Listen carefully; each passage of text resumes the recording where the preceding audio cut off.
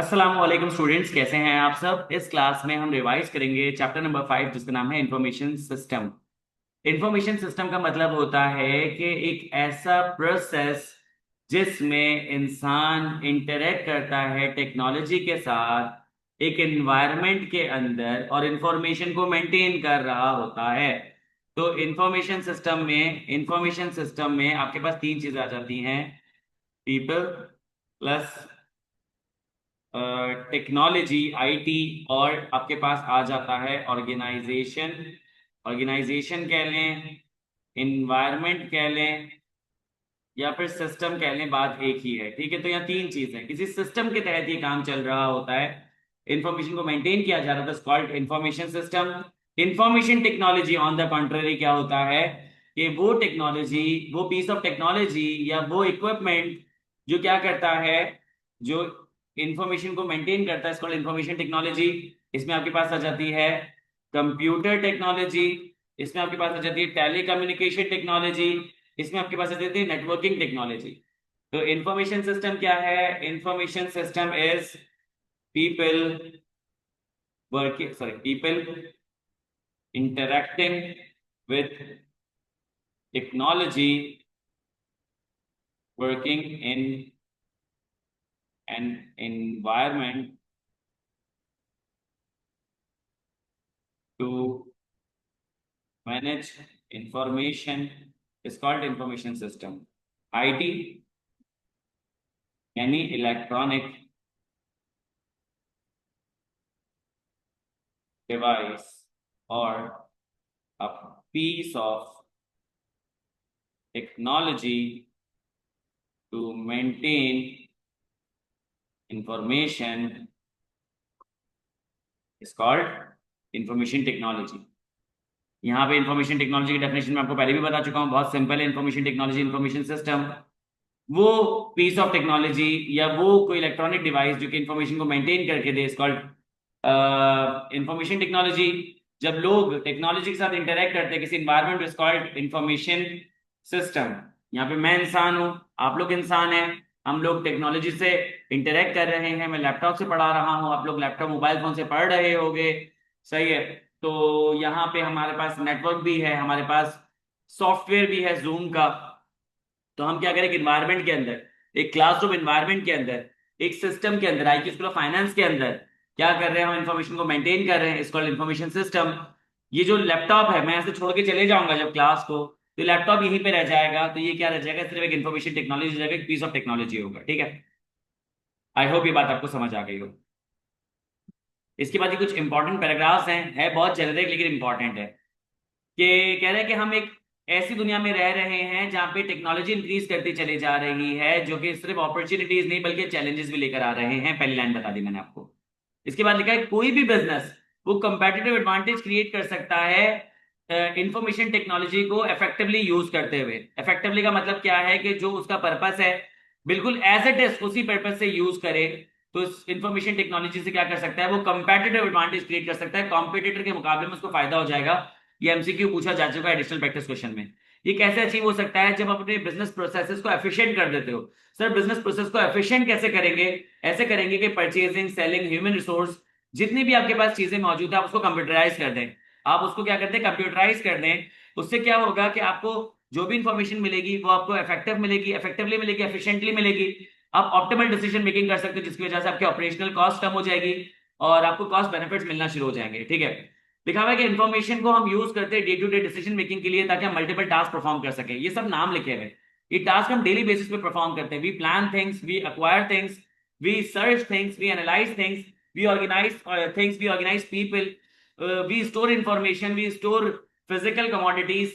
इसके अलावा हम क्या करते हैं, हम प्रोग्रामिंग कर रहे होते हैं, हम चीजों को प्रोड्यूस करते हैं, हम उसे डिस्ट्रीब्यूट करते हैं, उसकी मार्केटिंग करते हैं, सेलिंग करते हैं, वी बाय थिंग्स, हम रिस्क टेकिंग कर रहे होते हैं, हम फाइनेंसेस की तरफ जा रहे होते हैं। तो ये तमाम चीजें जो है हमें गैदर करनी है इंफॉर्मेशन टेक्नोलॉजी को यूज करते हुए। एक इंफॉर्मेशन सिस्टम बनाना है कि हमें पता होना चाहिए कि हमारे पास कौन कौन से रिसोर्सेज किस हालत में कैसे मौजूद हैं, किस पैसों में मौजूद हैं, इसमें कौन कौन से फैक्टर्स ऑफ प्रोडक्शन मौजूद हैं। हमारे पास ह्यूमन रिसोर्स है, आपके पास नेचुरल रिसोर्स है, आपके पास कैपिटल रिसोर्स है, ह्यूमन रिसोर्स में भी आपके पास क्वांटिटी क्वालिटी क्या है, ये तमाम चीजें आपके पास इंफॉर्मेशन सिस्टम के अंदर मौजूद होनी चाहिए।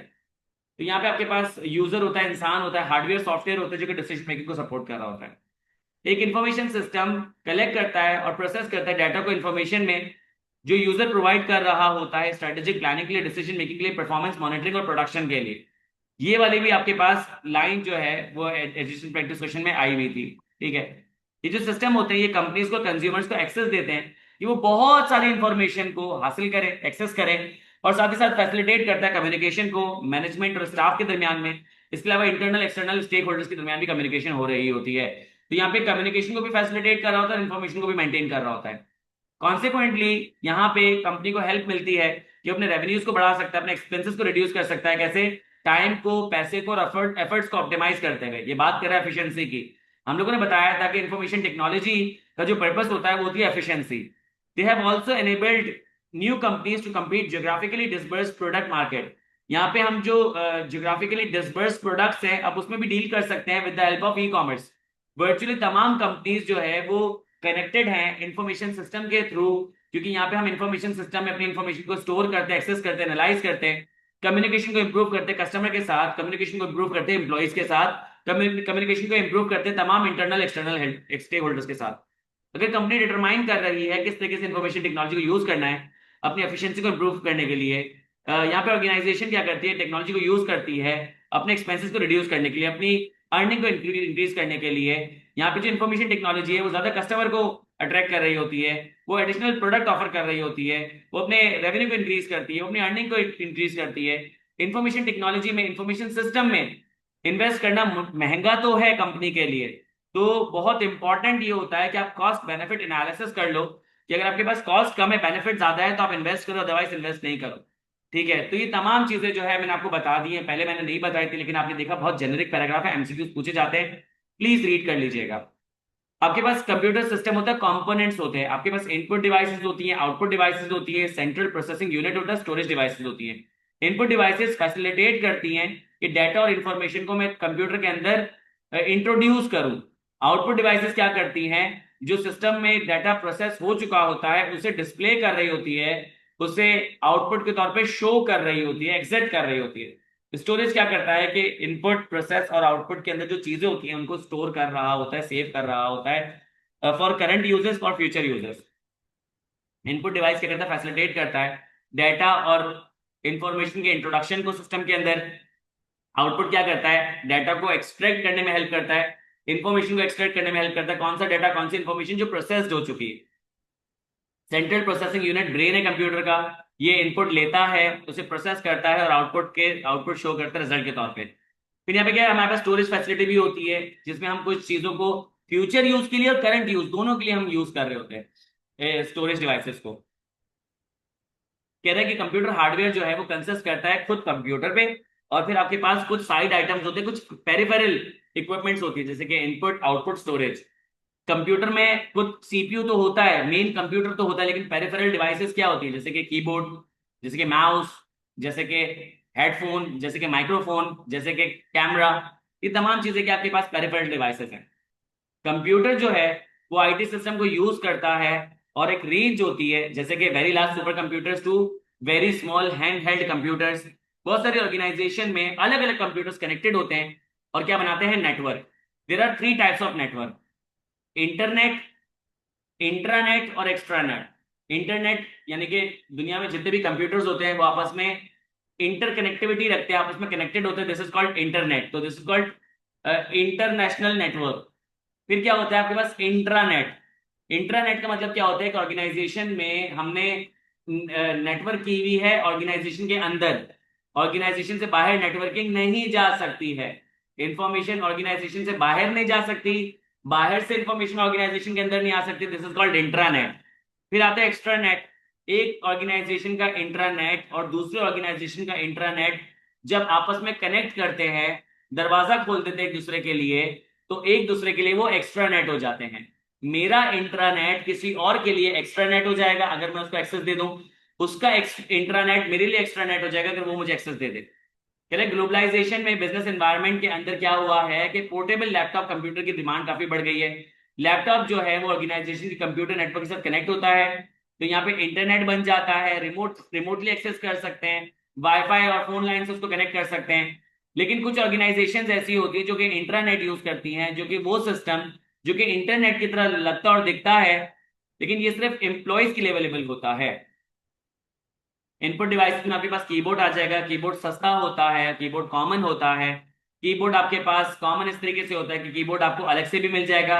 कीबोर्ड कंप्यूटर में कनेक्टेड भी होता है केबल के थ्रू, वायरलेस भी होते हैं कीबोर्ड, और कीबोर्ड इंटीग्रेटेड भी होते हैं जैसे लैपटॉप नोटबुक में। टच सेंसिटिव स्क्रीन में आपके पास एक टेक्नोलॉजी होती है। उस टेक्नोलॉजी से क्या होता है कि सेंसर्स जो है, जो टैब होता है, जो स्क्रीन होती है, उस पर टच को सेंस करता है और उसके बाद क्या करता है कि नेविगेट करने में या ड्रॉ करने में हेल्प करता है। तो जितनी भी आपके पास टच सेंसिटिव स्क्रीन होती हैं या टच पैड होते हैं, ये क्या करता है, सेंसिंग टेक्नोलॉजी का इस्तेमाल करता है। आप पेन रख दो, आप जो फिंगर टिप रख दो, तो उसको सेंस करेगा। आप क्या कर सकते हो, उससे चीजों को नेविगेट कर सकते हो, आप उससे चीजों को ड्रॉ कर सकते हो। सही है। मैग्नेटिक इंक कैरेक्टर रिकग्निशन, एक मैग्नेटिक इंक से लिखी हुई चीज, उसमें कुछ स्पेशल कैरेक्टर्स बने हुए हैं, उनको रीड करने के लिए you need magnetic ink character recognition. फिर से, कोई चीज मैग्नेटिक इंक से लिखी हुई है, नंबर वन। दूसरा, इसमें स्पेशल कैरेक्टर्स हैं। तो कोई ऐसी चीज जो कि मैग्नेटिक इंक से लिखी हुई है, उसमें स्पेशल कैरेक्टर्स है, उसको रीड करने के लिए you need magnetic ink character recognition. ज्यादातर ये बैंकिंग सेक्टर में यूज होते हैं। ऑप्टिकल मार्क रीडिंग, ऑप्टिकल का मतलब होता है वो टेक्नोलॉजी जो कि जो कि आंखों के क्या कह सकते हैं, एनाटॉमी से मुतासिर है। तो यहाँ पे आंखों का जो स्ट्रक्चर होता है, उससे जो टेक्नोलॉजी बनती है, दिस कॉल्ड ऑप्टिकल टेक्नोलॉजी। तो ऑप्टिकल टेक्नोलॉजी क्या करता है, एक मार्क को क्या करता है, कंप्यूटर की आंख रीड करती है, this called optical mark reading. तो जो आपके पास एक सर्कल है, उसमें उसमें जो है ना, हमने सर्कल को फिल किया हुआ है ब्लैक मार्कर से, तो वो मार्क बन जाएगा, ऑप्टिकल मार्क रीडिंग उसको रीड कर लेगा। फिर आपके पास होता है optical character recognition. Optical character recognition क्या होता है कि आंख किसी भी कैरेक्टर को रिकॉग्नाइज करती है और फिर कंप्यूटर को एडिटेबल फाइल बना के दे देगी। एडिटेबल फाइल का मतलब क्या होता है कि उसको मैं ऐड लेस कर सकता हूं, उसमें मैं क्या कर सकता हूं, रीराइट कर सकता हूं, मैं उसमें से कट पेस्ट कर सकता हूं, मैं चीजों को वापस से एडिट कर सकता हूं। लेकिन स्कैन हुआ हुआ डॉक्यूमेंट जिसमें ओसीआर एनेबल्ड नहीं होता, तो वो जो डॉक्यूमेंट स्कैन होगा वो नॉन एडिटेबल होगा, वो इमेज फॉर्म में आ रहा होगा, उसमें आप चेंजेस नहीं कर सकते। फिर आपके पास है माइस, ट्रैक बॉल और सिमिलर डिवाइसेस, जिसमें बॉल टेक्नोलॉजी यूज होती है। ठीक है, वो कहलाता है माइस, ट्रैक बॉल और सिमिलर डिवाइसेस। ट्रैक बॉल में बॉल ऊपर होता है, माइस में बॉल नीचे होता है। अब तो माउस बॉल वाले नहीं आते। और सिमिलर डिवाइसेस का मतलब है जिसमें आपके पास ट्रैकिंग या कर्सर टेक्नोलॉजी मौजूद होती है, जैसे कि लैपटॉप के बीच में आपके पास ट्रैक बॉल है, आपके पास जॉय स्टिक है, उसमें भी कर्सरिंग का काम हो रहा होता है। तो यहाँ पे आप चीजों को नेविगेट करवा सकते हो, क्लिक कर सकते हो। वॉइस डाटा एंट्री क्या होता है कि मैं आवाज से क्या करूँ कि इंस्ट्रक्ट करूँ कंप्यूटर को, डाटा और इन्फॉर्मेशन को इनपुट करूँ, तो माइक्रोफोन आ जाता है इसके अंदर। बारकोड्स, बारकोड्स और क्यूआर कोड्स। बारकोड्स और क्यूआर कोड्स क्या होते हैं, बारकोड्स आपके पास स्ट्रेट वर्टिकल लाइंस होती है, ब्लैक और व्हाइट कलर की मोटी पतली। क्यूआर कोड्स आपके पास हॉरिजॉन्टल और वर्टिकल लाइंस होती है, ब्लैक एंड व्हाइट मोटी पतली। तो क्यूआर कोड बारकोड से एडवांस्ड है, उसमें आपके पास कैपेसिटी ज्यादा होती है।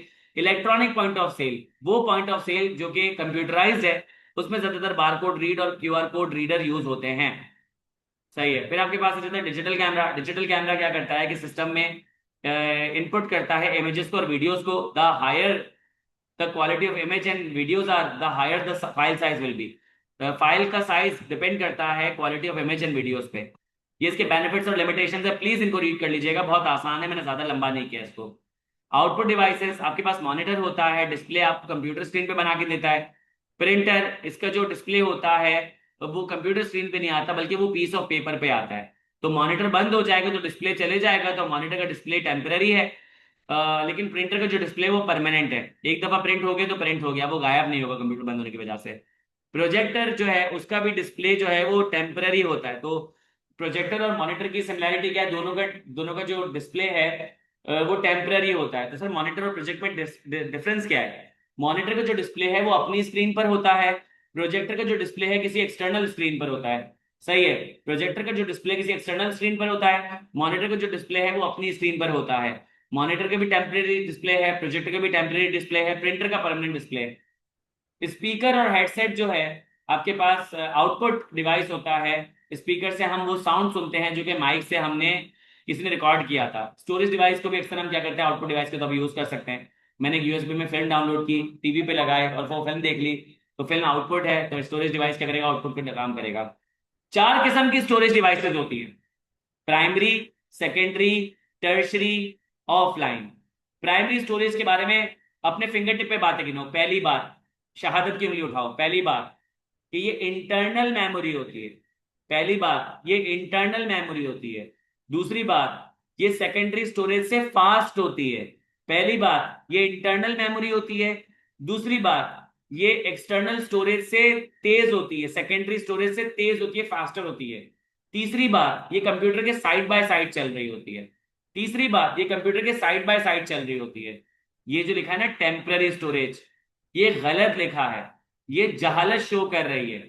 सर कुछ प्राइमरी स्टोरेज जो है वो सेकेंडरी होती है, कुछ जो है वो परमानेंट होती है, कुछ टेम्पररी होती है। कुछ प्राइमरी स्टोरेज परमानेंट होती है, कुछ टेम्पररी होती है। सर टेम्पररी कौन सी होती है? रैम। ये कौन सा रैम है? कैलाश खेर वाला रैम नहीं है ये कंप्यूटर वाला रैम है, रैंडम एक्सेस मेमोरी। और सर परमानेंट कौन सी होती है? ROM, read only memory. Read only memory permanent होती है, रैंडम एक्सेस मेमोरी टेम्पररी होती है। तो इंटरनल जो है वो टेम्पररी भी हो सकती है, परमानेंट भी हो सकती है, इसलिए ये मैंने यहाँ पे कट कर दिया है। आप बोलो कि ये इंटरनल है नंबर 1, आप बोलो कि ये जो है वो साइड बाय साइड चल रही होती है, आप बोलो कि ये फास्ट होती है। बस इंटरनल होती है, साइड बाय साइड चलती है, फास्ट होती है, ठीक है। सेकेंडरी में ये है कि ये एक्सटर्नल होती है, ये साइड बाय साइड नहीं चल रही होती, ये प्राइमरी से स्लो होती है। सर ऐसी कौन सी डिवाइस है जो कि प्राइमरी भी है और सेकेंडरी भी है? वो है hard disk drive. Hard disk drive जो है वो प्राइमरी भी है और सेकेंडरी भी है। सर ये इंटरनल होती है? हाँ होती है। क्या ये साइड बाय साइड चलती है? हाँ चलती है, ठीक है। आप इसको एक्सटर्नली भी यूज कर सकते हो, आप इसको सेपरेटली भी यूज कर सकते हो, तो ये सेकेंडरी है। आप उसको इंटरनल भी यूज कर सकते हो, साइड बाय साइड भी यूज कर सकते हो, तो ये प्राइमरी है। तो हार्ड डिस्क ड्राइव जो है प्राइमरी भी है और सेकेंडरी भी है। रैम और रोम प्राइमरी है, सही है। और जो सेकेंडरी है ये लिखी हुई, यूएसबी हो गई, फ्लॉपी हो गई, CD, DVD, blu ray disc, magnetic tape, cloud drive, ये आपके पास सेकेंडरी है। तो प्राइमरी आपके पास है रैम और रोम, सेकेंडरी आपके पास है फ्लैश मेमोरी, फ्लॉपी डिस्क, ये तमाम। प्राइमरी और सेकेंडरी क्या है? हार्ड डिस्क ड्राइव प्राइमरी भी है और सेकेंडरी भी है। साइड बाय साइड चलती, जब कंप्यूटर चलेगा तो रैम चलेगी, कंप्यूटर नहीं चलेगा तो रैम नहीं चलेगी। कंप्यूटर चलेगा तो रोम चलेगी, कंप्यूटर नहीं चलेगा तो रोम नहीं चलेगी। लेकिन यहाँ पे सेकेंडरी स्टोरेज में सेपरेटली यूज कर सकता हूं। जो आपके पास सेकेंडरी स्टोरेज होती है सेपरेटली यूज हो रही होती है, तो यहाँ पे कंप्यूटर की जरूरत उन्हें नहीं होती है। लेकिन प्राइमरी स्टोरेज को कंप्यूटर की जरूरत है, क्योंकि कंप्यूटर को प्राइमरी स्टोरेज की जरूरत है, ये साइड बाय साइड चलती है। भाई जब मैंने कंप्यूटर स्टार्ट किया तो रोम एक्टिवेट हो जाएगा। रोम कंप्यूटर को बताएगा कि भाई तुम एक काम करो, विंडो पे चले जाओ। रोम कंप्यूटर को बताएगा कि भाई तुम्हारा इनपुट आउटपुट डिवाइसेस लगे हुए कि नहीं लगे हुए। तो जब कंप्यूटर स्टार्ट होगा तो रोम चलेगी, अदरवाइज रोम नहीं चलेगी। विंडोज स्टार्ट हो जाएगी तो रैम चलेगी। रैम क्या करती है? वो उस वक्त जगह दे रही होती है कि भाई जो भी तुम काम कर रहे हो मेरी मेमोरी के ऊपर कर लो। समझ आ गया? तो यहाँ पे आपके पास प्राइमरी और सेकेंडरी हो गई। टर्शरी स्टोरेज, टर्शरी स्टोरेज क्या है? ये भी सेकेंडरी स्टोरेज है। ऑफलाइन स्टोरेज, ये भी सेकेंडरी स्टोरेज है। टर्शरी स्टोरेज भी सेकेंडरी है, ऑफलाइन भी सेकेंडरी है। दोनों में फर्क क्या है? वो ऑन वो सेकेंडरी स्टोरेज, वो सेकेंडरी स्टोरेज जिसको कंप्यूटर से मैं मैनुअली खुद हटाऊं और उसको खुद लगाऊं, दिस इज कॉल्ड ऑफलाइन। भाई मैंने क्या किया, एक यूएसबी ली, कंप्यूटर में लगाई, उसमें मैंने 2 मूवीज डाउनलोड की, इंस्टॉल की, और मैंने यूएसबी हटा ली। The moment I dejected, the moment I क्या कह सकते हैं, ejected the storage, the USB device, उसी वक्त क्या हो जाएगा, वो ऑफलाइन हो जाएगी। तो मैंने उसको हाथ से यूएसबी को निकाला, वो ऑफलाइन हो गई।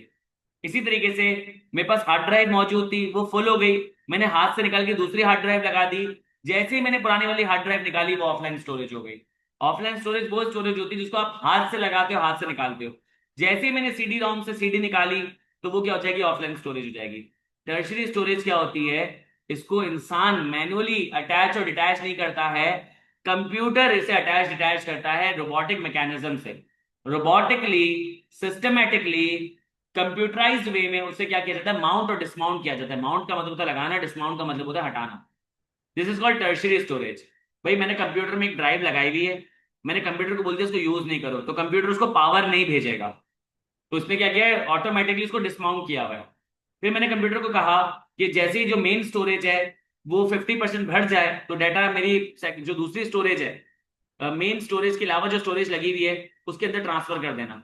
तो जैसे ही मेरी जो मेन मेमोरी है, जो मेरी पहली वाली हार्ड ड्राइव है वो आधी हो गई, तो कंप्यूटर क्या करेगा, जो मेरी दूसरी हार्ड ड्राइव थी उसको पावर देना शुरू कर देगा। पावर देने का मतलब क्या है कि अब वो माउंट हो चुकी है, वो अटैच हो चुकी है। तो यहाँ पे क्या करेगा, वो डाटा को आर्काइव कर देगा दूसरी वाली हार्ड ड्राइव में। जैसे ही डाटा आर्काइव हो जाएगा, कॉपी पेस्ट हो जाएगा, वो क्या करेगा, उसमें से पावर खींच लेगा। दूसरी वाली हार्ड ड्राइव अब अटैच नहीं है, लगी हुई है सिस्टम में, लेकिन उसको पावर ही नहीं मिल रही, आपको नजर ही नहीं आएगी। This is called tertiary storage. Primary, secondary, tertiary, offline समझ आ गया? आगे बढ़ जाऊं। प्राइमरी स्टोरेज होती है इंटरनल स्टोरेज, सेकेंडरी होती है एक्सटर्नल। प्राइमरी जो है साइड बाय साइड चलती है, फास्टर होती है। सेकेंडरी साइड बाय साइड नहीं चलती, स्लो होती है।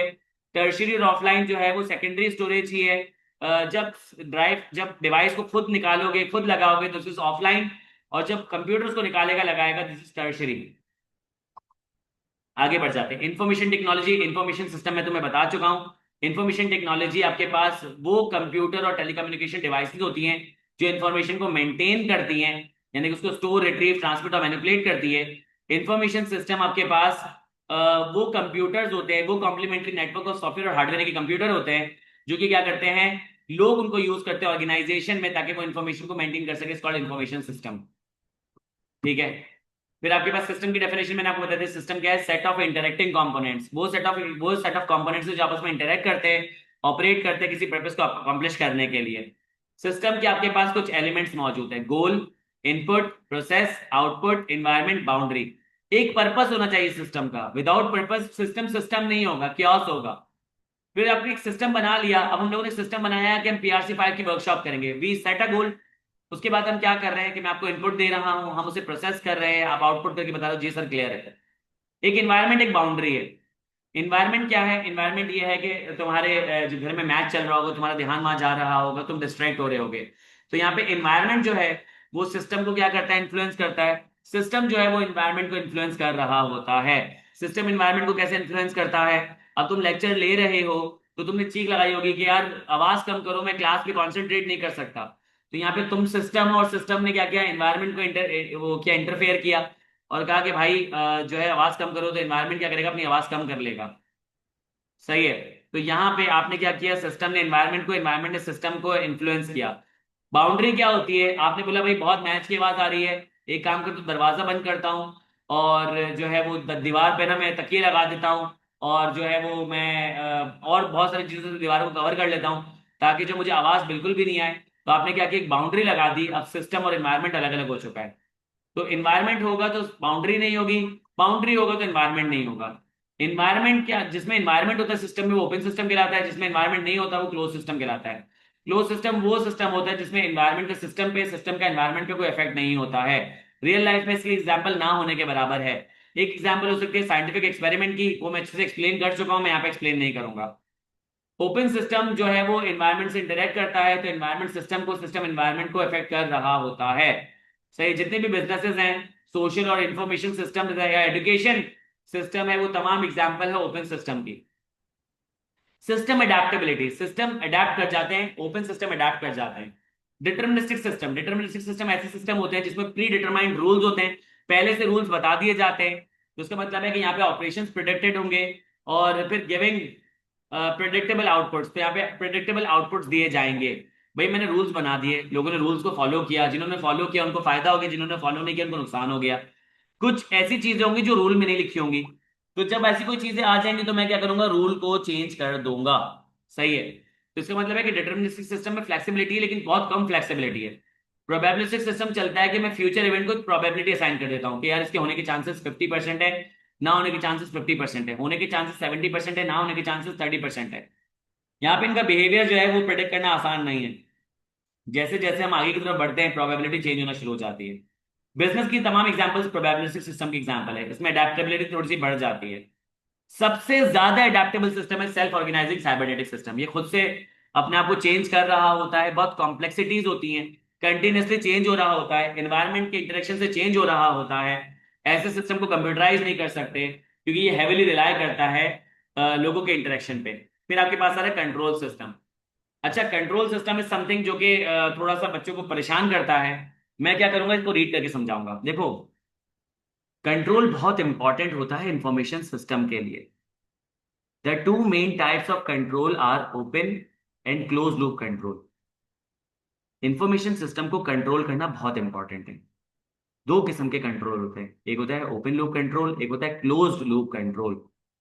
क्लोज्ड लूप कंट्रोल का एक इनबिल्ट कंट्रोल होता है, very much like thermostat in heating system. They are not responsive to changes in environment. कि इसका एक इनबिल्ट कंट्रोल होगा, जैसे कि थर्मोस्टेट होता है हीटिंग सिस्टम में। हीटिंग सिस्टम में थर्मोस्टेट लगा होता है, सही है। टेम्परेचर एक पर्टिकुलर जगह पे पहुंचेगा, उसके बाद वो टेम्परेचर को आगे नहीं बढ़ाएगा। अगर गर्मी होगी तो वो टेम्परेचर आपको बहुत ज्यादा फील हो रहा होगा, अगर सर्दी होगी तो वो टेम्परेचर आपको बहुत फारिग फील हो रहा होगा, लेकिन आप उसका कुछ कर ही नहीं सकते हो क्योंकि वो एक्सटर्नल एनवायरनमेंट से डिसइंटीग्रेटेड है। यहाँ पे एक लूप है कि मुझे जीरो टेम्परेचर से जाना है 100 पर, या जीरो टेम्परेचर से जाना है 50 पर। मैं 50 से ऊपर नहीं जा सकता। गर्मी में मुझे 50 बहुत ज्यादा लगेगा, सर्दी में मुझे 50 बहुत ही इनसिग्निफिकेंट लगेगा। द थिंग इज, एनवायरनमेंट में गर्मी हो, एनवायरनमेंट में सर्दी हो, सिस्टम को कोई फर्क नहीं पड़ता। इसका इनबिल्ट कंट्रोल होता है, very much like thermostat in the heating system. वो अपने थर्मोस्टेट को ही क्या करता है, लूप में चला रहा होता है, उसी से ही फीडबैक लेता है, उसी को ही आगे लेके चल रहा होता है। They are not responsive to changes in the environment. Business example inbuilt control system की क्या हो सकती है? स्टॉक और क्रेडिट कंट्रोल सिस्टम, जहां पे सिस्टम ऑटोमेटिकली चेक करता है रिस्पॉन्स। मैं आपको इसकी एग्जांपल देता हूं। भाई मैंने एक बंदे की क्रेडिट लिमिट रखी है 5,000 रुपए। उसने जैसे ही 5,000 रुपए खर्च कर लिए तो यहाँ पे क्या होगा, लूप जो है वो क्लोज हो जाएगा। अब जब तक वो 5,000 रुपए मुझे पे नहीं करता तो अगले 5,000 रुपए वो यूज नहीं कर सकता। एक बंदे की लिमिट 50,000 रुपए है। अब जैसे उसने 50,000 रुपए यूज कर लिए तो लूप रीसेट हो जाएगा। तो क्लोज लूप कंट्रोल है, सही, एनवायरमेंट के हिसाब से चेंज नहीं करता है। क्लोज लूप कंट्रोल सबसे ज्यादा सुटेबल होता है उन टाइप ऑफ सिस्टम के लिए जो स्टेबल होते हैं। ये हमने बात पढ़ी थी कि close loop control stable system के लिए अच्छा होता है। वो सिस्टम जो है रिलेटिवली डायनामिक एनवायरनमेंट में होते हैं उनके लिए सिस्टम नहीं होता है, सही। ओपन लूप कंट्रोल जो है, इसका इनबिल्ट कंट्रोल सिस्टम नहीं होता है, ये आउटसाइड सिस्टम से इंटरेक्ट करता है, इनका कोई थर्मोस्टेट नहीं होता है। इन्वायरमेंट में सर्दी ज्यादा है तो ये बहुत तेज चलेगा, इन्वायरमेंट में गर्मी ज्यादा है तो ये स्लो चलेगा, इसका अपना कोई थर्मोस्टेट मौजूद नहीं है। बिजनेस एग्जाम्पल क्या है कि पूरी organisation, open control system responsive होता है एनवायरनमेंट के, तो लोगों के इंटरेक्शन से यहाँ पे कंट्रोल जो लूप है वो रीसेट हो जाता है। ये कुछ एलिमेंट्स हैं कंट्रोल सिस्टम के, ये मैं समझा चुका हूं, ये रीड कर लीजिएगा। उम्मीद है कि इस बार आपको ओपन लूप कंट्रोल और क्लोज लूप कंट्रोल ज्यादा डिटेल में समझ आया होगा, ज्यादा बेहतर तरीके से समझ आया होगा। काइंडली मुझे ये लूप कंट्रोल पे फीडबैक दे दो।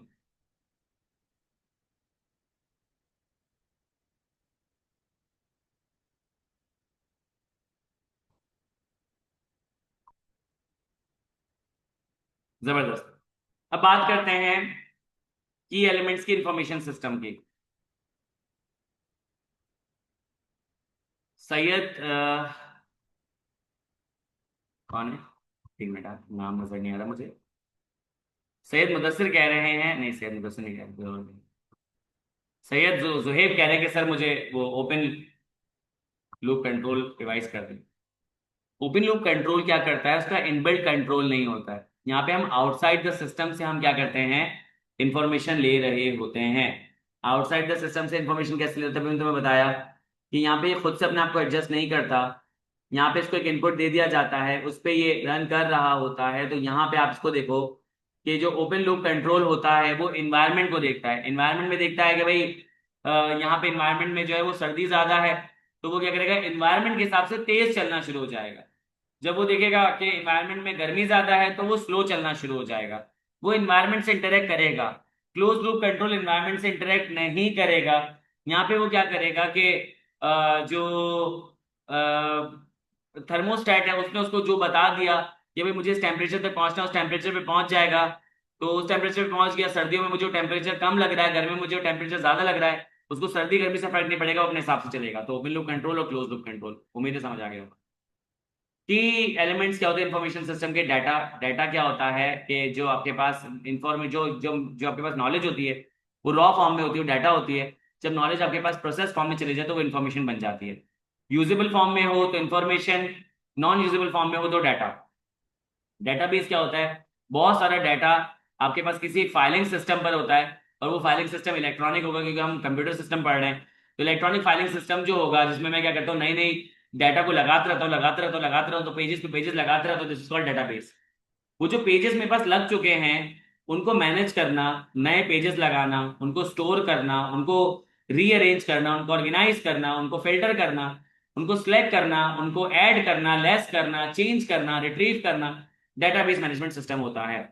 नेटवर्क में क्या करते हैं, हम आपस में एक दूसरे से कनेक्ट करते हैं टेक्नोलॉजी को यूज करते हुए, नेटवर्किंग डिवाइसेस को यूज करते हुए, नेटवर्किंग सॉफ्टवेयर को यूज करते हुए। इंटीग्रेशन क्या होता है? हॉलिस्टिक व्यू देता है कि डाटा और इन्फॉर्मेशन जो ऑर्गेनाइजेशन में अवेलेबल है अलग अलग एरियाज में, उसको मैं एक हॉलिस्टिक, एक पूरी नजर से कैसे देखूं। सिक्योरिटी और प्राइवेसी। एलिमेंट्स, यार मुझे पर्सनली ऐसा फील होता है कि एलिमेंट्स बहुत आसान है, रीड करके समझ आ जाएंगे। तो तुम लोग मुझे बताओ कि मैं क्या तमाम एलिमेंट्स तुम्हें समझाऊं, डाटा, डेटाबेस मैनेजमेंट सिस्टम, तो तुम लोग रीड कर लोगे? एलिमेंट्स आसान है, रीड करके समझ आ जाएंगे। डेटाबेस मैनेजमेंट सिस्टम्स पे चलें? अगर बोलोगे तो मैं ये भी समझा दूंगा। चलो रीड कर लेना, फिर भी नहीं समझ आया तो कल मुझसे पूछ लेना। मेन जो है ना वो है डेटाबेस मैनेजमेंट सिस्टम, वो देख लेते हैं, वो ज्यादा इंपॉर्टेंट है, वो ज्यादा मुश्किल भी। ये तो चलो फिर भी आपको समझ आ जाएगा। चलो, अब यहाँ पे मैं आपको टाइप्स ऑफ इंफॉर्मेशन सिस्टम ना रीड करके स्लो स्लो पूरा समझाता हूँ, जैसे मैंने पहले नहीं समझाया। As discussed earlier, information system collect and store companies' key data and produce the information users need for analysis, control and decision making. हमने वो पहले डिस्कस कर लिया है कि इंफॉर्मेशन सिस्टम क्या करता है, डाटा को कलेक्ट करता है, स्टोर करता है, और फिर इंफॉर्मेशन को प्रोड्यूस करता है यूजर्स के लिए जो उनको चाहिए होती है, एनालिसिस के लिए, कंट्रोल और डिसीजन के लिए। इंफॉर्मेशन सिस्टम को हम यूज करते हैं फैक्ट्रीज में ताकि हम प्रोडक्शन प्रोसेस को ऑटोमेट कर सकें, हम ऑर्डर को मॉनिटर कर सके, इन्वेंट्री को। तो यहाँ पे हम क्या करना चाहिए था, इंफॉर्मेशन सिस्टम चाहिए होता है। ज्यादातर जो कंपनीज होती हैं वो प्रोसेस करती है कस्टमर के ऑर्डर को, बिल्स को हैंडल करती है, वेंडर्स को पेमेंट कर रही होती है इंफॉर्मेशन सिस्टम के थ्रू। बैंक जो है वो variety of information system use करता है ट्रांजेक्शन्स को प्रोसेस करने के लिए, जैसे कि डिपॉजिट्स, एटीएम विड्रॉल और लोन पेमेंट्स। आपके पास कुछ इंफॉर्मेशन सिस्टम्स, इनके नाम ये लिखे हुए हैं। हर type of information system particular level of decision making में हेल्प करता है, जैसे कि ऑपरेशनल, टेक्निकल और स्ट्रेटेजिक। ये बात मैं लिखवा चुका हूँ। Transaction processing system, transaction processing system जो है स्टार्टिंग पॉइंट है इंटीग्रेटेड इंफॉर्मेशन सिस्टम का। यानी कि जो मैंने पूरा इंफॉर्मेशन सिस्टम इंटीग्रेट किया हुआ है, मैंने एंटरप्राइज रिसोर्स प्लानिंग बनाया हुआ है, मैं यहाँ पे लिख देता हूँ ERP, called integrated management information system. यानी कि आपने जो ईआरपी बनाया हुआ है, उस ईआरपी का जो सबसे स्टार्टिंग पॉइंट है वो है टीपीएस। एमसीक्यू के लिए इंपॉर्टेंट, इसलिए बात मैंने मार्क कर दी। टीपीएस क्या करता है? रॉ डेटा रिसीव करता है इंटरनल और एक्सटर्नल सोर्सेज से। ये आपके लिए एक और एमसीक्यू टाइप जो है ना इंफॉर्मेशन है। इंटरनल और एक्सटर्नल सोर्सेज से रॉ डेटा रिसीव करता है, prepares these data for storage in database similar to micro computer database but vastly larger. बेकार बात है। इनफैक्ट सच तो ये है कि जितने भी कंपनी का की डाटा होता है वो स्टोर होता है एक single huge database that becomes the company central information resource. Again जरूरी नहीं है। फिर लिखा हुआ है कि डेटाबेस मैनेजमेंट सिस्टम ट्रैक करता है, ये जो टीपीएस है ये ट्रैक करता है डाटा को और अलाउ करता है यूजर को to query the database for the information they need. Again unimportant बात है, ये जो इंपॉर्टेंट बात थी ये 2 लाइनें थी, मैंने आपको बता दी है। टीपीएस ऑटोमेट कर देता है रूटीन और TDS back office work such as accounting, order processing, financial reporting. ये इंपॉर्टेंट बात है। ये टीपीएस क्या करता है? आपके काम को ऑटोमेट कर देता है, आपको खुद से करने की जरूरत नहीं पड़ती, मैनुअली काम नहीं करता, ऑटोमेटिकली काम हो जाता है। और टीडीएस हेक्टिक किस्म का जो काम होता है वो आपसे, आपके हाथ से निकल जाता है, कंप्यूटर के पास चले जाता है। यहाँ पे जो क्लरिकल एक्सपेंसेस होते हैं, कैंसल, जो क्लरिकल एक्सपेंसेस होते हैं और जो बेसिक ऑपरेशनल इंफॉर्मेशन होती है, वो क्लरिकल एक्सपेंसेस जो है वो कम हो जाते हैं, और जबकि जो इंफॉर्मेशन जो होती है वो क्विकली अपडेट हो जाती है। डाटा जो है आप उसको मैनुअली भी एंटर कर सकते हो कि बंदा इंफॉर्मेशन को सिस्टम के अंदर डाले, या फिर आप क्या कर सकते हो, सिस्टम में डाटा डालने के लिए आप एडवांस जो है वो चीजों की तरफ जा सकते हो, जैसे कि OCR हो गया, OMR हो गया, MICR हो गया, बार कोड रीडर हो गया, या फिर QR कोड रीडर हो गया। तो आपके पास ये आप मैनुअली भी डाटा को एंटर कर सकते हो सिस्टम में, या फिर आप टेक्नोलॉजी को यूज करके भी डाटा को एंटर कर सकते हो। डाटा एंट्री वो टेक्निक होती है जो कि डाटा को सिस्टम में रिकॉर्ड कर देती है। बेसिक बात है, MCQs पूछा जा सकता है, लेकिन बेसिक बात है ये, ठीक है। उसकी कुछ एग्जांपल्स जो है डाटा को एंटर करने की, आप सेल्स की इन्फॉर्मेशन को एंटर कर सकते हो, परचेज की इन्फॉर्मेशन को एंटर कर सकते हो, न्यू एम्प्लॉय की इन्फॉर्मेशन को एंटर कर सकते हो, एग्जिस्टिंग इन्फॉर्मेशन की जो इन्फॉर्मेशन को क्या कर सकते हो, आप अपडेट कर सकते हो। तीन किस्म के आपके पास जो है वो डाटा एंट्री प्रोसीजर्स होते हैं। एक होता है बैच प्रोसेसिंग, होता है ऑनलाइन, एक होता है रियल टाइम। बैच प्रोसेसिंग में क्या होता है कि हम बैच को प्रोसेस करते हैं। Batch processing is the collection of group of similar task over the period of time. There processing at they are processed at a single time as a batch. तो यहाँ पे क्या डेफिनेशन है, batch processing में क्या होता है कि हम ग्रुप ऑफ सिमिलर ट्रांजेक्शन्स को एक साथ रिकॉर्ड कर लेते हैं किसी एक टाइम पीरियड के ऊपर। तो यहाँ पे जिनकी प्रोसेसिंग होती है वो सिंगल टाइम पे हो जाती है एज अ बैच। ये एफिशिएंट मेथड होता है कि हम डाटा को पीरियोडिकली जो है वो अपडेट कर रहे होते हैं, जैसे कि मंथली पेरोल वगैरह, ये मैंने आपको एग्जांपल में समझाया था, ठीक है। ये जो प्रोसेसिंग होती है ये एसोसिएट होती है mainframe centralise type system के साथ। कि मेन फ्रेम में जो आपके पास जो मेन आपके पास सेंट्रलाइज्ड प्रोसेसिंग या स्टोरेज होती है, उसमें तमाम चीजों को यहाँ पे क्या किया जाता है, स्टोर किया जाता है, प्रोसेस किया जाता है। मेथड जो है वो क्या करता है कि रिड्यूस कर देता है in importance with the development of, हाँ इसकी ये जो थोड़ा सा ओल्डर ट्रेडिशनल टाइप है, एडवांस जो आपके पास सिस्टम मौजूद है उनके मुकाबले में इसकी सिग्निफिकेंस थोड़ी सी कम है, लेकिन फिर भी ये इंपॉर्टेंट है जहां पे भी अभी आपको बैच में प्रोसेसिंग करनी होती है। इसकी कुछ एडवांटेजेस डिसएडवांटेजेस हैं, मैं आपको रिक्वेस्ट कर रहा हूँ रीड कर लीजिएगा, मैं नहीं कर रहा अभी रीड। ऑनलाइन प्रोसेसिंग सिस्टम में क्या होता है कि जब सिस्टम ऑफलाइन होता है तो अवेलेबल नहीं होता, ये बात लिखी हुई है। लेकिन ऑनलाइन प्रोसेसिंग में क्या होता है कि आप डाटा को एक ही साथ जो है वो प्रोसेस कर रहे होते हो। फिर रियल टाइम प्रोसेसिंग जो होता है, यहाँ पे क्या होता है कि इंडिविजुअल ट्रांजेक्शन जो है वो प्रोसेस हो रही होती है बैच के अंदर, sorry without the need for batch, आपको बैच करने की जरूरत नहीं होती है। यहाँ पे डेफिनेशन आ गई, यहाँ पे आप रियल टाइम में डाटा को प्रोसेस कर रहे होते हो, ये ऑफलाइन भी चल जाता है, ठीक है।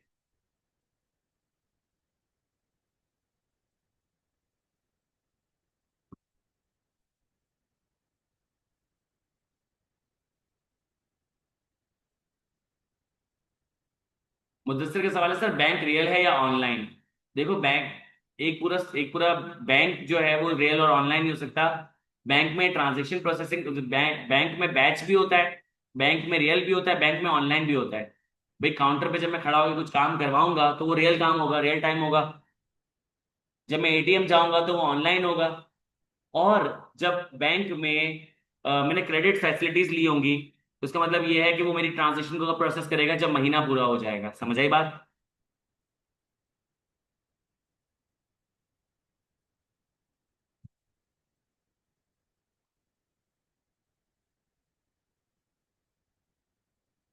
ATM देखो ऑनलाइन है ही रियल, बस ऑनलाइन में फर्क ये होता है कि ऑनलाइन जो है ऑफलाइन नहीं चलता, रियल जो है ऑनलाइन ऑफलाइन दोनों चलता है। बैच और ऑनलाइन में क्या डिफरेंस है, बैच जो है जब तक बैच कंप्लीट नहीं होता तब तक वहां प्रोसेस नहीं कर सकते, ऑनलाइन को बैच की जरूरत नहीं होती है, रियल टाइम भी काम चल जाता है। सही है। Management support system, management support system क्या करता है, इंटरनल मास्टर डेटाबेस यूज करता है। मैंने आपको बताया था कि यहाँ पे इंटरनल आपके पास डाटा यूज हो रहा होता है। ये इंटरनल डाटा कहाँ से आता है, ये इंटरनल डाटा आता है ट्रांजेक्शन प्रोसेसिंग सिस्टम से। तो management support system internal master database use करता है हाई लेवल एनालिसिस के लिए, जो कि मैनेजर्स को हेल्प करता है बेटर डिसीजंस के लिए। जिसका फर्स्ट लेवल होता है MSS का, वहां पे हम क्या करते हैं, इंफॉर्मेशन रिपोर्टिंग सिस्टम पे चलते हैं। यहाँ पे आपके पास जो भी डाटा समराइज होता है TPS के अंदर, वो जो है मिल जाता है MSS को, जिससे हम शेड्यूल्स बनाते हैं, स्पेशल रिपोर्ट्स बना रहे होते हैं। लेवल ऑफ डिटेल्स डिपेंड करता है यूजर पे। MSS includes other specialized tools for decision making like centralized database such as data warehouse। मैंने आपको इसकी एग्जांपल दी थी कि यहाँ पे आपके पास डाटा वेयर हाउस होता है, आपके पास डाटा यहाँ पे जमा हो रहा होता है, उसकी रिपोर्ट्स बन रही होती है, उसकी उसकी जो शेड्यूल्स बन रहे होते हैं, स्पेशल रिपोर्ट्स बन रही होती है, वो मैनेजमेंट सपोर्ट सिस्टम में बनती है। कंपनी जहाँ पे हम डाटा वेयर हाउसेस को यूज करते हैं गैदर करने के लिए, डाटा को सिक्योर करने के लिए, एनालाइज करने के लिए, बहुत सारे पर्पसेस के लिए, जैसे कि कस्टमर रिलेशनशिप को बेहतर करने के लिए, फ्रॉड को डिटेक्ट करने के लिए, प्रोडक्ट लाइन को एनालाइज करने के लिए, कॉर्पोरेट के एसेट्स को मैनेज करने के लिए, तो आपको जरूरत पड़ जाती है। ये एमसीक्यू लाइक लाइन है, इसको रीड जरूर कीजिएगा। रिटेलर जो है वो ख्वाहिश करेंगे कि हम जो है आइडेंटिफाई कर सकें अपनी कस्टमर डेमोग्राफिक करेक्टरिस्टिक्स को, हम शॉपिंग पैटर्न को समझ सकें, हम डायरेक्ट मेलिंग रिस्पॉन्स को बेहतर कर सकें। बैंक जो है वो क्रेडिट कार्ड फ्रॉड को फौरन से एनालाइज कर ले, कस्टमर की यूजेज पैटर्न को एनालाइज कर ले। तो यहाँ पे आपके पास मैनेजमेंट सपोर्ट सिस्टम होगा, क्योंकि आपके पास पूरा डाटा वेयर हाउस मौजूद होगा। मैनेजमेंट सपोर्ट सिस्टम जो है वो इनपुटेड डाटा को डाइजेस्ट करता है, उसे प्रोसेस करता है, यूजफुल इंफॉर्मेशन बनाता है। जो टीपीएस से मैंने डाटा को प्रोसेस किया है ना, यहाँ पे क्या किया जाता है, उसे इंफॉर्मेशन में कन्वर्ट किया जाता है। मैनेजमेंट इंफॉर्मेशन सिस्टम को ऐसे कैरेक्टराइज कर सकते हैं, ये स्ट्रक्चर डिसीजन मेकिंग को सपोर्ट करता है, मैंने आपको बताया था। ये एग्जिस्टिंग ऑपरेशंस के लिए होता है, फ्यूचर ऑपरेशंस के लिए नहीं होता। यहाँ पे इसकी एनालिटिकल कैपेबिलिटी कम होती है, फ्लेक्सिबिलिटी इसके अंदर कम होती है। मैंने बताया था कि ये रिजिड होता है, फ्लेक्सिबल नहीं होता। इसका फोकस इंटरनल होता है, ये भी मैंने आपको बात लिखवाई थी। ये रेगुलर रिपोर्ट्स और टिपिक जनरेट कर रहा होता है और आपको अलाउ करता है कि इसको बहुत सारे यूजर्स यूज कर सके। इसमें जो डाटा होता है वो करंट और हिस्टोरिकल होता है, ये बात भी मैंने आपको बताई थी। डिसीजन सपोर्ट सिस्टम क्या है कि set of related computer programs और डाटा है जो हम यूज करते हैं ताकि हम एनालाइज कर सकें और डिसीजन मेकिंग कर सकें ऑर्गेनाइजेशन के अंदर। ये इसकी डेफिनेशन आ जाएगी। आपके पास सवाल आ सकता है कि डीएसएस का शुरू में काम क्या था। डीएसएस शुरू में बना था एमएसएस की रिजिड नेचर को ओवरकम करने के लिए, लेकिन over the period of time decision support system का काम अलग हो गया। डिसीजन सपोर्ट सिस्टम जो हेल्प करता है क्वांटिटेटिव डाटा प्रोवाइड करके और प्रेडिक्टिव मॉडल बना के, जिसमें हम प्रॉब्लम सॉल्विंग और डिसीजन मेकिंग कर सकते हैं। तो यहाँ पे क्वांटिटेटिव डाटा मिलता है, प्रेडिक्टिव मॉडल्स बन रहे होते हैं, क्वालिटेटिव डाटा नहीं होता। हम नंबर्स को नंबर से कंपेयर करते हैं। डिसीजन सपोर्ट सिस्टम मैनेजर्स को हेल्प करता है कि वो अपने डिसीजंस ले कंप्यूटर्स के साथ इंटरेक्ट करके और रियल वर्ल्ड प्रोसेस को डिस्क्राइब कर सके। चलो ठीक है, इतना इंपॉर्टेंट नहीं है ये। डीएसएस जो है वो भी इंटरनल डेटाबेस को यूज करता है, लेकिन साथ साथ वो क्या करता है कि जो प्रॉब्लम एट हैंड है उसको भी देख रहा होता है। तो यहाँ पे क्या होता है कि यहाँ पे एग्जिस्टिंग डाटा का भी इस्तेमाल हो रहा होता है और पास्ट इंफॉर्मेशन का भी इस्तेमाल होता है। यहाँ पे एक ऐसा टूल है जिसको हम कहते हैं व्हाट इफ क्वेश्चंस, ये हम यूज कर सकते हैं। व्हाट इफ एनालिसिस के थ्रू हम क्या कर सकते हैं, बहुत सारी चीजों को चेंज कर सकते हैं। जो पास में हमारे पास डाटा मौजूद है हम उस पर व्हाट इफ एनालिसिस लगाते हैं, अगर ये हो जाए, अगर ये हो जाए, अगर ये हो जाए, हम इस तरीके की चीजें कर रहे होते हैं। सिंपल केसेस में मैनेजर जो है वो स्प्रेडशीट बनाते हैं और अगर उनमें से कोई नंबर चेंज कर ले तो उनको पता चल जाएगा। अगर नंबर चेंज कम हो जाए तो क्या होगा, नंबर ज्यादा हो तो क्या हो, परसेंटेज कम हो तो ज्यादा हो जाए क्या हो जाएगा। जैसे कि मैनेजर ने एक स्प्रेडशीट बनाई और ओवर टाइम की अमाउंट जो है उन्होंने परसेंटेज कम करके देखी, ज्यादा करके देखी, तो उनको पता चल जाएगा कम करने से क्या फायदे नुकसान है, ज्यादा करने से क्या फायदे नुकसान है। कुछ कैरेक्टरिस्टिक्स हैं डिसीजन सपोर्ट सिस्टम के, बाकी हम लोग रीड कर लीजिएगा प्लीज। जैसे कि डीएसएस जो है वो असेस करता है मैनेजर्स को टैक्टिकल लेवल पर, ये मैंने आपको बताई थी बात, ये टैक्टिकल लेवल पे यूज हो रहा होता है, बहुत इंपॉर्टेंट बात है ये। डीएसएस जो है वो फॉर्मूलाज इक्वेशन यूज करता है, अभी मैंने आपको बताया क्वांटिटेटिव डाटा यूज करता है। ये रियल टाइम, मैंने बोला था ना कि आपके पास प्रॉब्लम एट हैंड को भी देख रहा था, रियल टाइम। यहाँ पे जो यूजर है वो क्यूरीज इनपुट करते हैं और वेरिएबल्स का इस्तेमाल करते हैं डाटा को यूज करने के लिए। फिर यहाँ पे नेचुरल लैंग्वेज यूज होती है ताकि हम ज्यादा बेहतर तरीके से इंटरेक्ट कर सकें। फिर उसके बाद लिखा हुआ है कि स्प्रेडशीट्स बनाते हैं, उसके अंदर हम चीजों को चेंज करते हैं ताकि हम डिसीजन मेकिंग कर सकें। अभी मैंने आपको बताया है।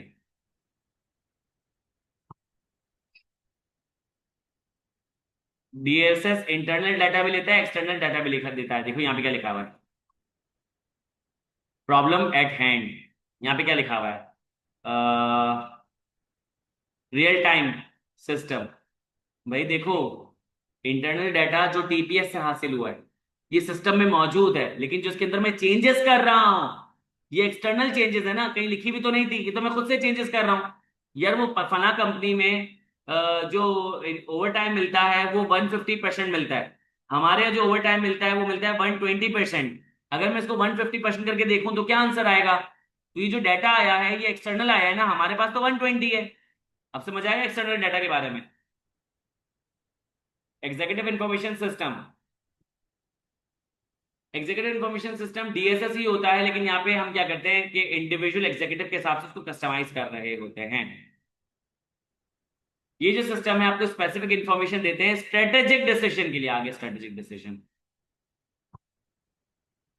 सही है। फिर एक मिनट। हाँ, ईएस ईआईएस इनकॉर्पोरेट करता है इंटरनल एक्सटर्नल डाटा को, और फॉरवर्ड लुकिंग होता है रादर देन बैकवर्ड लुकिंग। बहुत इंपॉर्टेंट लाइन है एमसीक्यूज के लिए। इंटरनल एक्सटर्नल और फॉरवर्ड लुकिंग होता है, बैकवर्ड लुकिंग नहीं होता। ईआईएस जो है टिपिकली एम्फसाइज करता है ग्राफिकल डिस्प्ले पे, और यूजर के लिए एक हाई लेवल एग्जीक्यूटिव समरी बना के देता है, और उसका डैशबोर्ड काफी जो है वो इंटरेक्टिव होता है। एग्जीक्यूटिव जो है वो ड्रिल डाउन कर सकता है वेरियस कंपोनेंट को, चेंज कर सकता है वेरिएबल कंपोनेंट को, चीजों को एक्सट्रैक्ट कर सकता है अगर जरूरत पड़ रही है। ठीक है, यहाँ पे सीनियर मैनेजर को हेल्प मिलती है, वन स्ट्रक्चर डिसीजन मेकिंग करें। आगे आपके पास लो, पहला लेटर सिलेक्ट ही नहीं होना चाहिए। यहाँ पे एक्सपेंसिव होता है क्योंकि रियल टाइम होता है, ये बात मैंने आपको बता दी। और यहाँ पे हम जो है वो कुछ सीनियर मैनेजर को दे सकते हैं क्योंकि एक्सपेंसिव होता है।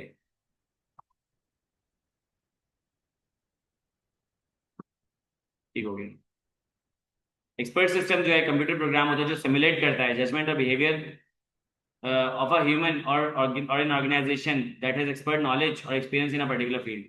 डेफिनेशन है ये। बात एआई की कर रहा है, एआई मिमिक करता है हमारे जजमेंट और बिहेवियर को, हमारी हमारी ऑर्गेनाइजेशन की या सबकी। यहाँ पे आपके पास डेटाबेस होता है एक्यूमुलेटेड एक्सपीरियंसेस का, सिनेरियोज का, और कुछ सेट ऑफ रूल्स होते हैं जो कि अप्लाई हो रहे होते हैं। आपको नॉलेज प्रोवाइड करते हैं, डिस्क्राइब करते हैं सिचुएशन को। ये भी आपके पास इंपॉर्टेंट है। एग्जाम्पल्स आ सकती हैं, ये एग्जाम्पल्स एमसीक्यूज में पूछी जा सकती है। एग्जाम्पल्स क्या है? मेडिकल डायग्नोसिस होता है, लीगल डायग्नोसिस हो रहा होता है, लोन एप्लीकेशन को प्रोसेस किया जा रहा होता है, तो उनके पास एक्सपर्ट की नॉलेज होती है, उनके पास सिनेरियोज होते हैं, और उनके पास सेट ऑफ रूल्स होते हैं। अप्लाई करेंगे तो वो डिसीजन ले लेंगे, वो आपको बता देंगे, सोल्यूशन बता देंगे। एक्सपर्ट सिस्टम मैनेजर को ऐसी एडवाइस देता है जैसे कि एक इंसानी कंसल्टेंट उसको मिल रही हो। आर्टिफिशियल इंटेलिजेंस एनेबल करता है कंप्यूटर को कि रीजन करे, चीजें सीखे, सॉल्व करे प्रॉब्लम को जिस तरीके से ह्यूमन करते हैं। व्हाट इफ रीजनिंग कर रहे होते हैं, ये एक्सपेंसिव होता है, डिफिकल्ट होता है बनाना, लेकिन एक्सपर्ट सिस्टम जो है वो कंपनीज में आते चले जा रहे हैं। एक्सपर्ट सिस्टम मैंने आपको बता दिया। ठीक है, ये फाइनेंशियल रिपोर्टिंग सिस्टम आप लोग देख लीजिएगा। सही है, ये ऑर्डर प्रोसेसिंग देख लीजिएगा, इन्वेंट्री कंट्रोल सिस्टम देख लीजिएगा, पर्सनल सिस्टम आप लोग देख लीजिएगा, प्लीज ये रीड कर लीजिएगा, ईआरपी वगैरह इसको छोड़िएगा नहीं। ठीक है, अब level of information system. Level of information system में मैंने आपको ये तो बता दिया था डब्बा सही से। अब मैं इसको बता रहा हूँ कि ऑपरेशनल लेवल पे हम लोग क्यों यूज करते हैं, मिडिल लेवल पे हम क्यों यूज करते हैं, सीनियर लेवल पे हम क्यों यूज करते हैं। ऑपरेशनल लेवल जो है वो कंसर्न होता है day to day business transaction को परफॉर्म करने के लिए, जैसे कि कैशियर जो है वो पॉइंट ऑफ सेल पे ऑपरेशनल लेवल के एमआईएस यूज कर रहा होता है, मैनेजमेंट इंफॉर्मेशन सिस्टम को यूज कर रहा होता है। बैंक टेलर्स जो पैसे देते हैं वो जो है ये एमआईएस यूज कर रहा होता है लोअर लेवल वाला। नर्सेस हॉस्पिटल में यूज करती है, कस्टमर केयर स्टाफ यूज कर रहे होते हैं। इनके डिफाइंड रूल्स होते हैं, इनके स्ट्रक्चर्ड होते हैं, ये स्ट्रक्चर डिसीजन मेकिंग होती है। मिडिल लेवल वाला जो होता है वो यूजुअली क्या करता है, ओवरसीज कर रहा होता है ऑपरेशनल मैनेजमेंट की एक्टिविटीज को। जो ऑपरेशनल मैनेजमेंट काम कर रहे हैं उनकी एक्टिविटीज को ओवरसी करते हैं, लुक आफ्टर करते हैं। जो मिडिल लेवल मैनेजर्स होते हैं, ये हेड ऑफ डिपार्टमेंट्स होते हैं, सुपरवाइजर्स होते हैं, ये टेक्निकल डिसीजन मेकिंग करते हैं, ये अनस्ट्रक्चर्ड डिसीजन ले रहे होते हैं। लेकिन अनस्ट्रक्चर्ड डिसीजन भी क्या होते हैं कि कुछ सेट गाइडलाइंस के होते हैं, तो सेमी स्ट्रक्चर्ड कह लो ज्यादा बेहतर है। यहाँ पे जो क्रेडिट कार्ड मैनेजर है वो बैंक में चेक कर सकते हैं क्रेडिट लिमिट क्या है, पेमेंट हिस्ट्री क्या है कस्टमर की, डिसाइड कर सकता है कि चलो इस बार एक्सेप्शन लगा देते हैं, लिमिट बढ़ा देते हैं। थोड़ा सा आप स्ट्रक्चर कर सकते हो, एक गाइडलाइन को थोड़ा सा चेंज कर सकते हो। ठीक है, थोड़ा सा सेमी स्ट्रक्चर जा सकते हो। सीनियर लेवल पे जो है ना अनस्ट्रक्चर्ड डिसीजन मेकिंग होती है, स्ट्रेटेजिक डिसीजन होती है, लॉन्ग टर्म प्लानिंग हो रही होती है। यहाँ पे ये जो इन्फॉर्मेशन यूज होती है टेक्निकल मैनेजर्स यूज करते हैं, एक्सटर्नल डाटा यहाँ पे यूज हो रहा होता है। स्ट्रेटेजिक इन्फॉर्मेशन, टेक्निकल इन्फॉर्मेशन और ऑपरेशनल इन्फॉर्मेशन की एग्जांपल्स आपके पास मौजूद है, प्लीज को रीड कर लें। स्ट्रेटेजिक जो है लॉन्ग टर्म होती है, 3 से 5 साल की होती है। स्ट्रेटेजिक इन्फॉर्मेशन होती है, सीनियर मैनेजर्स डायरेक्टर्स यूज कर रहे होते हैं। यहाँ पे जो है हम इंटरनल इन्फॉर्मेशन और एक्सटर्नल इन्फॉर्मेशन को इनकॉर्पोरेट कर रहे होते हैं। ठीक है, यहाँ पे मार्केट और जनरल बिजनेस इन्वायरमेंट के बारे में पता होता है। टेक्निकल में क्या होता है कि आपने जो है वो स्टैब्लिश करनी है वो फी जो कि हम पर्टिकुलर ऑर्डर के लिए कोट करेंगे। या हमने ऑफर डिस्काउंट ऑफर करना है, या हमने सप्लायर को स्विच करना है, फिर से सप्लायर को स्विच करने वाली बात आ गई। बार बार मैं यही कर रहा होता हूँ ऑपरेशन में, वही डे टू डे सेल, या फिर जो डेली प्रोडक्शन रिपोर्ट है, या लेटेस्ट इन्वेंट्री लेवल है, अभी क्या चल रहा है, कस्टमर की कंप्लेंट क्या है, ये क्या ऑपरेशनल है, यूज क्या होता है, ये आपके पास मौजूद है। Chapter number 5 complete.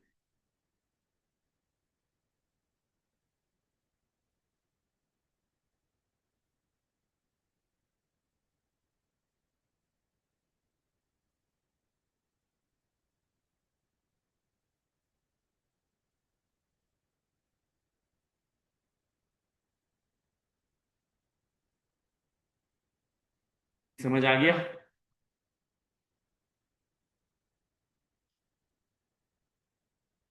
हाँ, अब रीड कर ले यार, अब इतना इतना बाल की खाल, अब रीड कर ले भाई, जितना समझ आया समझ आया, मेरी हालत खराब हो गई यार। ये जो एमएसएस और डीएसएस है ना, इसको क्या करो कि इसको इसकी दोनों के स्क्रीनशॉट लो, बिल्कुल इन दोनों पैराग्राफ्स का, और इसको क्या करो कि तुम चैट जीपीटी को दो, अब बोलो इन पैराग्राफ्स को रीड करते हुए मुझे डिफरेंशिएट कर दे, वो कर देगा। Let me tell you how. देखो मैं बोल रहा हूँ, just give me a second. ये मैनेजमेंट सपोर्ट सिस्टम है, इसका पूरा स्क्रीनशॉट लो यहाँ से। आपने स्नैप किया, आपने चैट जीपीटी को दिया, इसके बाद डिसीजन सपोर्ट सिस्टम है, आपने क्या किया, इसका स्क्रीनशॉट ले लिया ऐसे। Let me show you.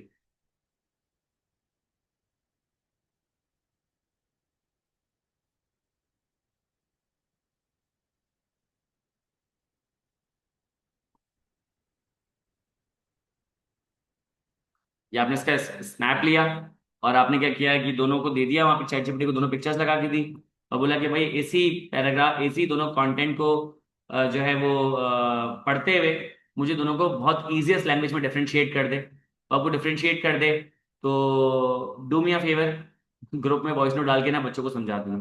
ठीक है, तो with this I conclude my class. I wish you best of luck. आपका 24 को पेपर है, आपका 23 को पेपर है, आपका 27 को पेपर है। बस बुक रीड करें, अपने ऊपर बिलीव रखें। आपने एडिशनल प्रैक्टिस क्वेश्चन सारे सॉल्व किए हुए हैं, आपने मॉडल पेपर सारे सॉल्व किए हुए हैं, आपने मुझे क्लास में बर्दाश्त किया हुआ है, आपने अपनी बुक को रीड किया हुआ है। अब कोई कमी पेशी नहीं है।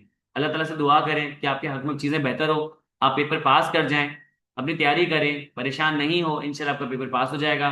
कल अगर टाइम मिला, हिम्मत हुई, तो मैं आपको चैप्टर नंबर 4 जो है वो रिवाइज करवा दूंगा। लेकिन अगर नहीं हो सका तो wish you best of luck. जाओ, अच्छा परफॉर्म करो, परेशान नहीं हो, घबराओ नहीं। दो तीन छोटी मोटी चीजों से आपका पेपर फेल नहीं होता है, सही है। पांच छह छोटी मोटी चीजों से आपका पेपर फेल नहीं होता, लेकिन जो 40-45 बड़ी चीजें होती हैं, उनसे आपका पेपर पास हो जाता है। तो उन पे फोकस करो, इंशाल्लाह चीजें बेहतर हो जाएगी। ठीक है, चलें, थैंक यू सो मच, और अल्लाह सबको कामयाब करे। साइनिंग ऑफ, ख्याल रखिएगा, अल्लाह हाफिज, मिलते हैं इंशाल्लाह।